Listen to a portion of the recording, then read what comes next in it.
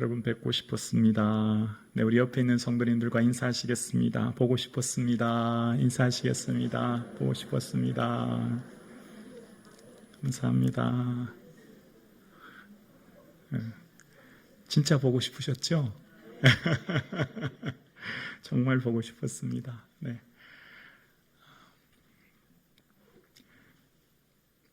나의 계획과 하나님의 계획이라는 제목으로 함께 말씀의 은혜를 받으려고 합니다.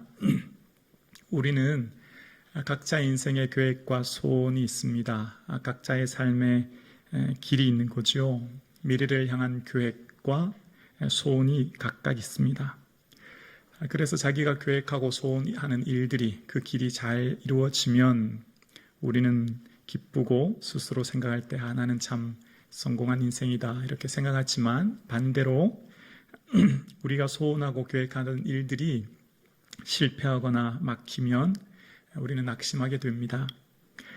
갑작스럽게 예상하지 못했던 문제를 만나거나 또 생각하지 못했던 일들을 만나면 마음이 힘들고 스스로 실패한 인생이다라고 생각하곤 합니다. 일반적으로 우리가 성공한 인생과 실패한 인생의 기준을 나의 계획에 두죠. 내가 생각하고 내가 바라고 내가 계획하는 그 길대로 잘 이루어지는 것을 성공이라고 흔히 우리는 생각합니다. 자, 그런데 오늘 본문의 말씀을 통해서 내가 계획하고 소원하고 바라던 그 길이 막히는 것 같고 또 예상하지 못하는 문제를 만나고 계획하지 않았던 일들이 생기는 것 또한 하나님의 계획하심이라고 하는 것을 볼 수 있는 구속의 섭리신앙이 있기를 주의 이름으로 축원합니다. 여러분, 어떤 성경 구절 말씀 좋아하십니까? 아마 많은 분들이 좋아하는 구절이 바로 항상 기뻐하라, 쉬지 말고 기도하라, 범사에 감사하라, 이 말씀이실 거예요. 자, 이 말씀이 어디 있죠? 데살로니가 있죠. 자, 그런데 이 데살로니가 전후서가 기록된 배경을 알고 계십니까? 어떻게 해서 데살로니가 전후서가 탄생됐는지 여러분 알고 계십니까?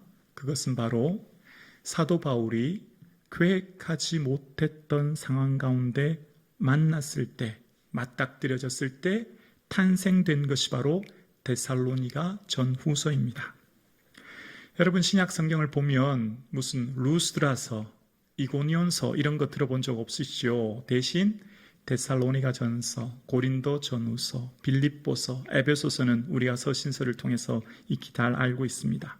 그런데 여러분, 사도 바울이 원래 계획했던 것이 아니라 전혀 계획하지 않았던 일들로 탄생한 것들이 바로 빌립보, 에베소, 데살로니가, 고린도 전서 같은 서신서, 신약 서신서인 것입니다. 오늘 본문의 배경은 바로 장소는 베레아라고 하는 것인데요. 이 오늘 본문의 장소인 베레아에 어떤 일이 있었냐면, 이전에 데살로니가에서 복음을 전하다가 이제 급히 이 베레아로 오게 되는 사건을 10절에 설명하고 있는데요. 우리 10절에 보면 밤에 형제들이 곧 바울과 실라를 베레아로 보내니라고 기록되어 있습니다. 우리 자막 한번 보여주실 수 있으신가요? 10절 말씀입니다. 자, 첫 시작이 어떤 것으로 시작하냐면 밤에라고 시작하고 있는 것을 보게 되어집니다. 지금 캄캄한 어두운 밤에 바울 일행 스스로가, 바울이 한 것이 아니라 더욱이 바울이 아닌 그 형제들이, 데살로니가 형제들이 바울과 실라를 베레아로 보냈다라는 게 이제 10절에 기록되어 있어요. 자, 원래 2차 전도 여행의 원래 계획은요, 바울이 계획했던 건 어떤 거였냐면 처음 1차로 세웠던 교회들을 다시 한번 재방문하는 게 목적이었습니다. 다시 한번 돌아보고 그 교회들이 잘 있는지 살피고 믿음을 굳건하게 하는 게 원래 바울의 계획이었던 거예요. 그게 사도행전 15장에 나오죠. 자, 그런데 원래 그런 사도 바울의 계획을 가지고 출발을 했는데 성령님께서 막으시고 허락하지 않으셔서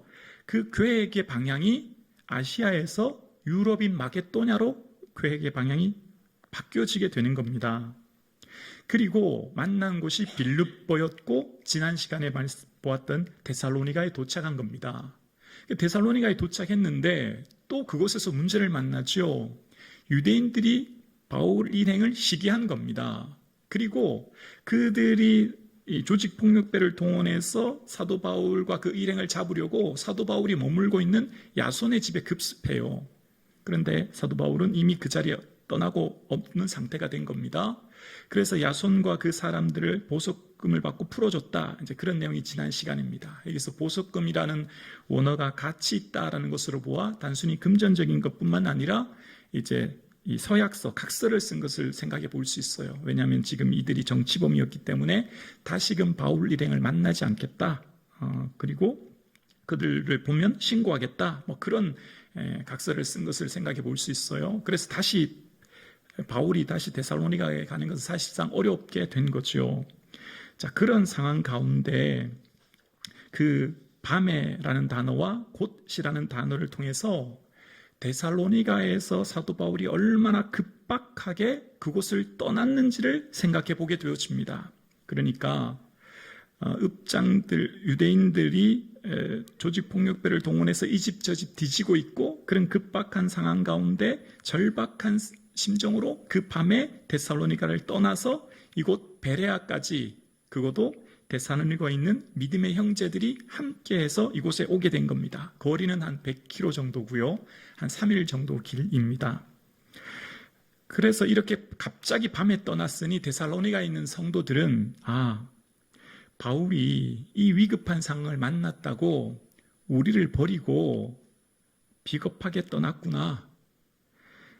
헬라의 기부인들로부터 많은 금전적인 것을 모으려고 이곳에 온 사꾼 목자였구나. 뭐 이런 소문이 돌기 시작하는 겁니다. 그러니까 바울은 지금 그곳을 떠날 수밖에 없었던 것은 그곳에 바울이 계속 있으면 믿음의 형제들이 어려움을 당할까 싶어서 떠났는데 오히려 그들이 오해를 한 상황이 된 거죠. 그래서 사도 바울은 디모데를 보내는 겁니다. 그 오해를 풀기 위해서. 여러분은 내가 떠난 것은 얼굴이요 마음이 아닙니다. 내가 여러분에게 한두 번 가고자 했는데 그 길이 막혔습니다. 내가 여러분을 얼마나 사랑하는지, 여러분은 나의 사랑이십니다. 이런 편지를 써서 보내게 된 게 데살로니가 전후서예요. 자, 그렇게 편지를 보내고 난 후에 사도 바울은 10절 후반부에 보면 유대 해당에 들어가 다시 복음을 전합니다. 사도 바울은 마치 아무런 문제가 없는 것처럼 태연하게 원래 하던 대로 선교에 전념하는 모습을 보게 되어져요. 지난 시간에 급하게 밤에 이곳에 왔지만 놀라거나 염려하는 기색이 전혀 보이지 않는 겁니다. 그렇게 복음을 전하는데 이제 복음을 받아들이는 데살로니가 사람들의 모습이 11절에 기록되어 있어요. 11절에 보면 베레아에 있는 사람들은 데살로니가에 있는 사람들보다 더 너그러워서 간절한 마음으로 말씀을 받고 이것이 그러한가 하여 날마다 성경을 상고함으로라고 이야기합니다. 데살로니가 사람들의 특징 3가지가 나오는데요. 그 사람들은 너그러운 사람들이었대요. 원어를 보면 고결하다라는 의미예요. 그러니까 굉장히 성품이 고결한 성품을 가지고 있었다는 겁니다. 그러니까 우리도 신앙생활을 하다 보면 믿음도 참 중요하지만 인격이 어쩌면 더 중요한 것을 느끼지 않습니까? 시험을 만나고 어려움을 만나면 믿음이 연약해지면 드러나는 게 인격이고 성품 아니겠습니까? 그러니까 지금 베레아 사람들은 굉장히 고결한 성품을 가졌다 해요. 그리고 두 번째로 보면 간절한 마음으로 말씀을 받았대요. 말씀을 굉장히 사모했다는 거예요. 근데 특히 여기 간절한이란 이 원어를 봤더니 어떤 것이든지 다, 전부, 모두 이런 의미가 있어요. 그러니까 말씀을 들을 때 베레아 사람들은 자신들의 경험, 지식, 생각을 따라 말씀을 취사선택하거나 골라서 듣거나 재단하지 않았다는 거예요. 말씀 전체를 나에게 주시는 말씀으로, 오늘 나에게 하시는 하나님의 말씀으로 아멘하여 받아들였다는 거예요.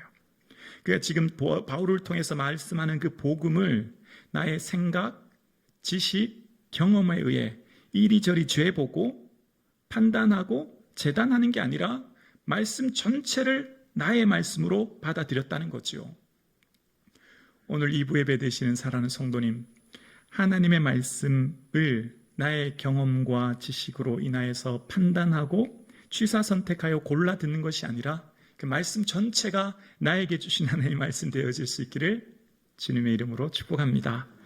그렇게 늘 진지하게 말씀을 받아들였던 베레아 사람들의 세 번째 특징을 보니까요, 날마다 성경을 상고했다는 거예요. 날마다 말씀을 묵상했대요. 여기 상고했다는 말은 자세히 조사하다, 질문하다는 의미인데요. 이건 어떨 때 쓰였냐면 법정 단어예요. 재판장이, 법관이 법정에서 판결을 위해 질문할 때, 피고자에게 질문할 때, 이 법정에서 재판하냐에 따라 어떻게 판결하냐에 따라 유무죄가 결정되지 않습니까? 굉장히 중요하지 않습니까? 그러니까 시시비비를 가려내기 위해 자세히 조사하고 질문할 때 이 단어를 쓴 거예요. 그러니까 한 사람의 생명이, 한 사람의 인생이 재판관의 손에 달렸던 것처럼 우리 인생의 미래는 말씀에 달려 있습니다. 말씀이 우리 미래를 결정합니다. 그래서 말씀을 생명의 말씀이라고 해요. 왜냐하면 말씀에 영생이 있기 때문입니다. 말씀에 영생이 있기 때문에 이 말씀이 생명의 말씀이에요. 말씀이 우리의 미래를 결정합니다. 그러므로 말씀을 간절히 사모하고 붙드는 저와 여러분 되실 수 있기를 주의 이름으로 축원합니다. 그러니까 베레아에 있는 사람들은 말씀을 생각하고 질문하고 연구해서 이 말씀이 그러한가를 진지하게 생각했던 사람들이라는 거죠. 말씀을 통해서 지금 여러분이 만난 그 고민에 위로가 되어질 수 있기를 주의 이름으로 축원합니다. 이 말씀은 고난 중에 위로라. 이 말씀이 나를 살리셨기 때문입니다. 말씀이 위로가 되고, 말씀이 나를 살리고, 말씀이 내게 능력이 되는 그 말씀이 되어질 수 있기를 주 예수 그리스도의 이름으로 간절히 축원합니다. 그렇습니다. 인생의 수많은 문제와 어려움을 무엇으로 여러분 해답을 찾으십니까? 어디에서 누구를 만나 어떻게 그 문제를 푸십니까? 수학이 공식으로만 풀리듯이 인생의 문제는 말씀으로 풀리는 거죠. 우리에게 주신 이성과 사고라고 하는 것을 통해서 말씀을 진지하게 생각하고 깊이 있게 묵상하여 우리 삶을 분별할 수 있는 눈, 삶의 우선순위가 결정될 수 있는 힘, 그래서 그 말씀을 실제 나의 삶에 적용할 수 있는 능력이 되어 그 말씀이 단순히 추상적이고 모호한 말씀이 아니라 오늘 현재 나의 삶의 선택과 결정의 기준이 되는 그런 말씀이 되어질 수 있기를 주의 이름으로 축원합니다. 오늘 이 사도 바울의 말씀을 들었던 유대인들이요, 베레아 지역의 성도들이요, 두 부류로 나눠져요. 같은 말씀인데요, 두 부류로 나눠져요. 말씀을 간절히 사모하고 깊이 묵상하고 말씀을 받아들여서 나의 말씀으로 받아들이는 베레아 사람들이 있었던 반면 또 다른 부류의 사람들을 알게 되는데요. 그것은 13절을 보면 알게 되어집니다. 13절에 보면 데살로니가에 있는 유대인들은 바울이 하나님의 말씀을 베레아에서도 전하는 줄을 알고 거기도 가서 무리를 움직여 소동하게 하거늘 이라고 이야기합니다. 자, 이게 지금 어떤 말씀이죠? 베레아에서 100km 정도 떨어진 한 3일 길은 가야 되는 동네가 데살로니가예요. 바로 옆 동네가 아니에요. 옆 마을이 아니에요. 한두 시간 걸어서 갈 수 있는 동네가 아니라 며칠을 가야 되는 동네인데요. 오늘처럼 전화기가 있거나 인터넷이 발달한 시대도 아니에요. 그러니까 누군가가는 바울이 베레아에 있다고 하는 것을 열심히 달려가서 전해줘야만 알 수 있는 소식인데요. 근데 데살로니가에 있는 사람들이 그 소식을 알고 여기까지 왔다는 거예요. 그러면 이렇게 생각해 볼 수 있죠. 같은 바울의 말씀, 복음을 들었는데 그 말씀을 간절히 사모하고 상고하여 나의 말씀으로 받아들여 아멘한 성도들이 있지만 반대의 경우는 유대교 전통의 교리와 전통, 자신의 지식과 경험으로 말씀을 거부하는 거죠. 말씀을 받아들여지지 않는 거죠. 그리고 그것을 듣고 동족인 유대인들이 있는 데살로니가에 가서 누군가는 열심히 가서 달려서 얘기했고 그 소식을 들은 사람이 이곳에 온 거예요. 동일한 말씀이지만 반응은 두 부류로 나눠지는 거예요. 동일한 하나님의 복음을 듣고서도 교리와 전통과 경험과 지식에 가로막혀 온전히 말씀을 듣지 못하는 사람이 있는 반면이요, 복음의 메시지를 통해 경험과 지식과 가치관이 깨어지는 더 큰 하나님의 은혜를 경험한 사람들이 있었음을 이야기하고 있는 것입니다. 오늘 2부 예배 드리시는 우리 성북중앙 가족 여러분, 말씀이 나의 가치관, 나의 생각, 나의 경험을 깨워서 하나님이 주신 그 충만하신 은혜를 경험하고 맛보아하는 그런 은혜가 있기를 주의 이름으로 축원합니다. 우리의 경험, 지식, 가치관이 말씀을 거부하고 취사 선택하고 우리가 말씀을 들을 때 우리의 생각으로 재단하고 제한하여 하나님의 능력을 제한하는 것이 아니라 말씀이 실제 나의 삶의 능력이 되어 내 삶을 변화시키는 은혜가 있기를 주의 이름으로 축원합니다. 유대교 전통 속에 살았던 그들은 바울의 복음을 듣고 180도 바뀐 사람들과 그렇지 않은 사람들로 나눠졌죠.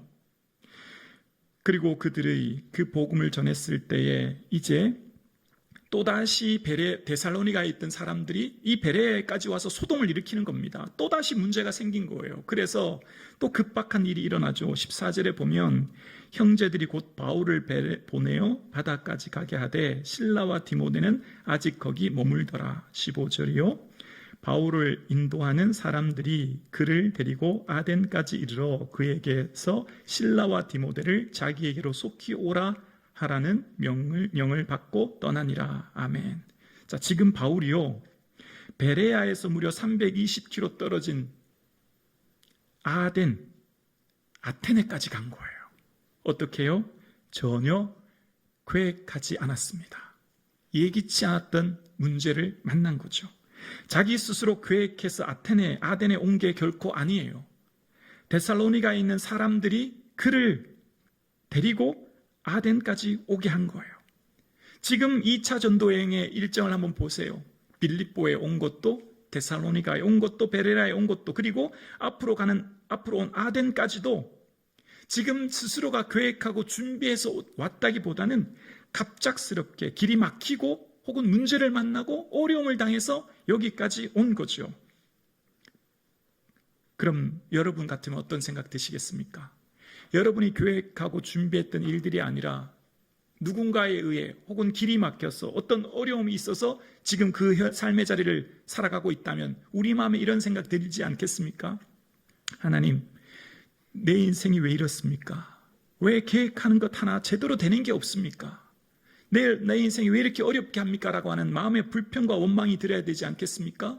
근데 사도 바울은요, 그런 모습이 등장하지 않고 어디를 가든지 태연하고 하던 대로 늘 복음을 전해요. 왜 그럴까요? 바울에게는 하나님의 구원 섭리를 보는 거예요. 바울에게는 하나님의 일하심을 보는 거예요.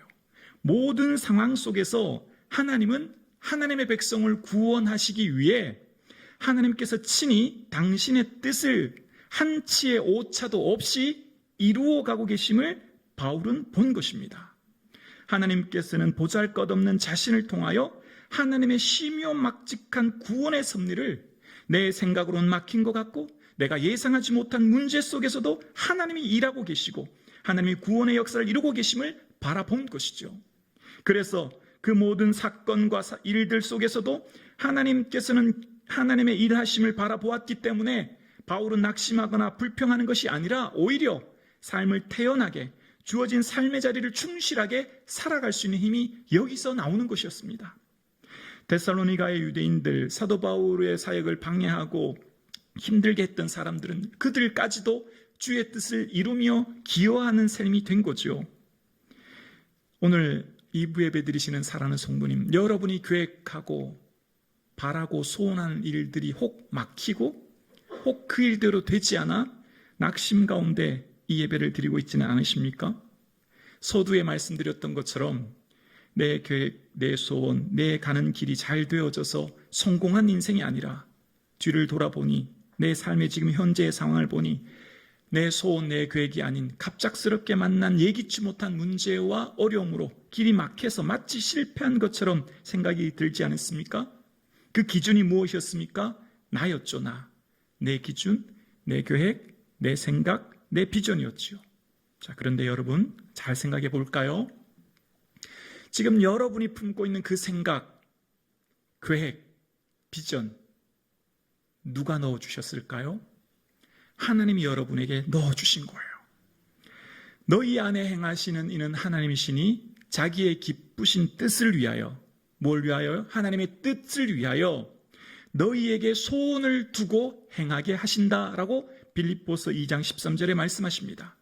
하나님의 기뻐하시는 그 뜻을 위해 내가 품은 생각이 알고 봤더니 하나님께서 오래전 나에게 그 씨앗을 품게 하시고 넣어주신 생각이었고 넣어주신 비전이었고 넣어주신 소원이었음을 빌립보서는 말씀하고 있는 거예요.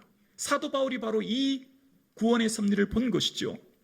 지금 내가 세운 계획과 소원과 비전 속에 혹 내가 하는 일들이 멈춰지고 내가 하는 일들이 중단된 것 같아도 나의 삶을 주관하시고 나의 삶의 주인 되시고 창조주 되시고 만유를 섭리하시고 계획하시는 주관하시는 하나님을 본 것입니다.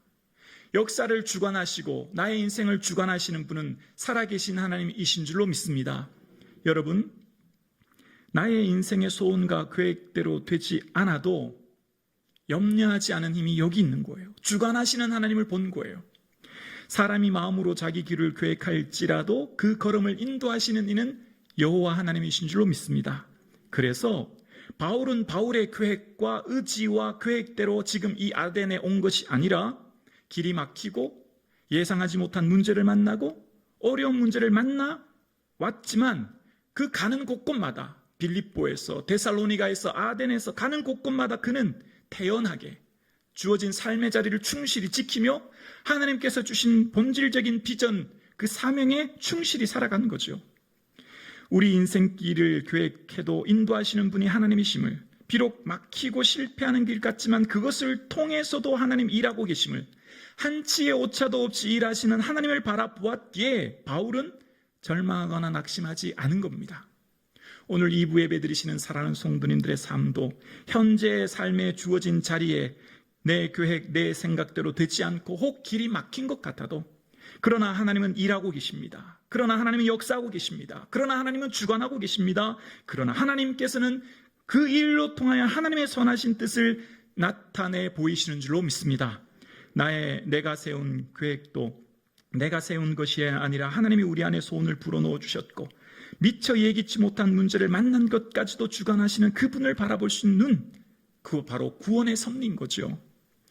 여러분, 우리 인생을 주관하시는 분은 전능하신 하나님이신 줄로 믿습니다. 나를 이끄시는 그 하나님의 뜻과 계획이 나의 삶 가운데 드러나고 있는 거예요. 바울은 복음서에 하나님의 뜻을 가장 많이 말한 사람이 사도 바울이거든요. 하나님의 뜻에 대해서 제일 많이 얘기했습니다. 바울은 크게 3가지로 하나님의 뜻을 이야기하는데요. 먼저 오늘 나는 하나님의 뜻대로 부르심 받았다는 거예요. 저와 여러분이 지금 부름받은 것은 하나님의 뜻대로 창세 전에 모태에서 택정하시고 오늘 이 자리에서 예배드리는 은혜가 있는 줄로 믿습니다. 그래서 사도 바울은 항상 서신서 첫 번째 이렇게 얘기해요. 하나님의 뜻으로 말미암아 그리스도 예수의 사도된 바울은, 내가 사도된 것은 내 의지나 내 힘이 아니다. 하나님의 뜻으로 나를 부르셨고 내가 지금 이 일을 하고 있다라고 고백하는 겁니다. 하나님의 부르심이 있었기에 그것은 하나님의 뜻이었고 그래서 내가 오늘 살아가고 있다는 거예요. 두 번째는 우리가 가는 인생길은 하나님의 뜻하심 안에 하나님 허락하신 길들을 가고 있다는 거예요. 하나님은 열게도 하시고 닫게도 하시며 인생의 모든 길을 허락하시는 분이 하나님이시라는 것을 바울은 고백해요. 그래서 이 데살로니가전서 3장의 11절에 보면 하나님 우리 아버지와 주 예수 그리스도는 우리 길을 너희에게 갈 수 있게 하시오며 라고 이야기합니다. 사도 바울이 지금 가는 그 길이 하나님께서 허락하시면 다시 너희에게 갈 수 있기를 기도하고 있는 거죠. 그래서 로마서의 1장에도 보면 어떠하든지 이제 하나님의 뜻 안에서 너희에게 나아갈 좋은 길을 얻기를 구하노라 라고 기도합니다. 로마를 향해 편지를 할 때 그 편지에 그 가는 길을 향해 기도할 때 하나님의 뜻 안에서 너희에게 나아갈 좋은 길을 얻기를 구하는 거예요. 그 길은 하나님이 결정하신다는 거예요. 하나님이 허락하셔야만 그 길을 갈 수 있다는 거예요. 그래서 이후에도 사도 바울은 에베소 교회와 작별할 때 하나님의 뜻이면 너희에게 다시 돌아오리라라고 이야기합니다. 하나님의 뜻하시면 그 길이 열린다는 거죠. 오늘 예배 드리시는 사랑하는 성도님, 내가 걸어가는 그 길은 하나님 허락하신 길이요, 하나님 열어주신 길이요, 하나님 함께 하시는 길이요, 하나님의 구원 섭리가 있는 길인 줄로 믿습니다. 그래서 오늘은 우리가 이 길을 걸어가고 있는 거예요. 자, 세 번째, 그러므로 하나님의 뜻은 이것이라고 명확하게 얘기하는 것 하나가 있습니다. 바로 범사에 감사하라. 이는 그리스도 예수 안에서 너희를 향한 하나님의 뜻이니라. 어떻게 범사에 감사해요? 불평할 것이 얼마나 많은데요. 걱정되고 염려되는 일이 얼마나 많은데요. 힘든 일이 얼마나 많은데요. 그러나 구속 섭리를 바라보면 길이 열렸을 때는 하나님의 은혜에 감사하고 길이 막혔을 때는 또 다른 하나님의 섭리를 바라보기에 감사하는 거죠. 내 소원이 이루어지면 하나님이 이루어주신 것에 감사하고 내 소원이 막히고 다친 것 같아도 그것을 통해 일하실 하나님을 바라보는 거예요. 그러니까 지금 데살로니가 교회에 편지하는 사도 바울은 범사에라고 하는 말을 쓸 수 있는 힘이 자신의 경험으로부터 나온 거죠. 사도 바울 스스로가 세운 계획이 멈춰지고 막히고 되지 않았지만 그러나 지금까지 온 삶의 모든 궤적은 하나님께서 주관하고 계시고 하나님께서 이끌고 계셨기에 범사에라는 말을 할 수 있는 거예요. 오늘 2부 예배 드리시는 사랑하는 성도님, 항상 기뻐하고 범사에 감사할 수 있는 은혜가 저와 여러분의 삶 가운데 있어질 수 있기를 주의 이름으로 축원합니다. 여러분의 인생의 주관자 되신 하나님께서 여러분을 통해 하나님의 뜻을 이루어가고 계시며 하나님께서는 여러분의 삶의 걸음걸음을 허락하셨기에 오늘 그 길을 가고 계시는 겁니다. 하나님께서 인도하시는 그 길 속에 미처 예기치 못한, 계획하지 못한 일들로 인하여 그래서 우리는 낙심하지 않는 거예요.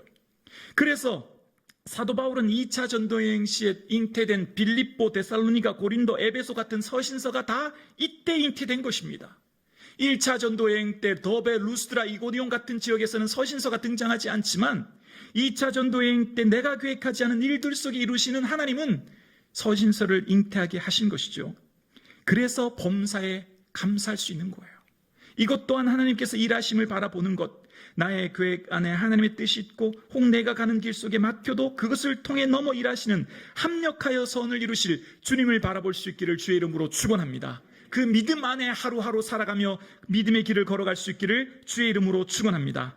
오늘 나의 삶이 실패한 인생 같고 막힌 것 같고 나의 삶에 생각하지 못한 문제를 만났을지라도 이것을 통하여 이루실 하나님의 구속 섭리를 바라보며 내 삶을 진지하게 생각하여 말씀이 내 삶의 능력이 되고 힘이 되는 그런 저와 여러분 되실 수 있기를 주의 이름으로 축원합니다.